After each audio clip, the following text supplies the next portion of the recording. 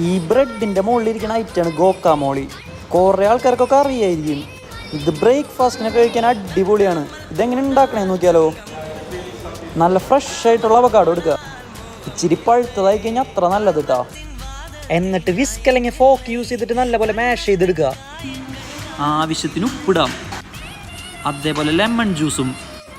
അടുത്തതായിട്ട് പിക്കോ D Gallo, അതായത് ടൊമാറ്റോയും ഒനിയനും പിന്നെ കൊറിയാണ്ടർ ലീവ്സും പിന്നെ കുറച്ച് പെപ്പർ പൗഡറും അതേപോലെ തന്നെ ലൈം ജ്യൂസ് ഒഴിച്ചിട്ടുള്ളൊരു മിക്സ്ചറാണ്.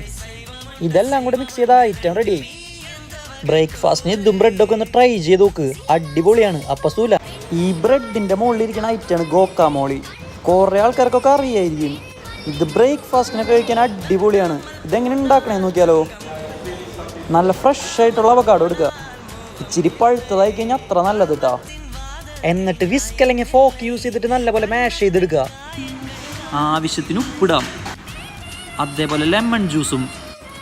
അടുത്തതായിട്ട് പിക്കോ ഡി ഗാലോ, അതായത് ടൊമാറ്റോയും ഒനിയനും പിന്നെ കൊറിയാണ്ടർ ലീവ്സും പിന്നെ കുറച്ച് പെപ്പർ പൗഡറും അതേപോലെ തന്നെ ലൈം ജ്യൂസ് ഒഴിച്ചിട്ടുള്ളൊരു മിക്സ്ചറാണ്. ഇതെല്ലാം കൂടെ മിക്സ് ചെയ്ത ഐറ്റം റെഡിയായി. ബ്രേക്ക്ഫാസ്റ്റിന് ഇതും ബ്രെഡൊക്കെ ഒന്ന് ട്രൈ ചെയ്ത് നോക്ക്, അടിപൊളിയാണ്. അപ്പസൂല.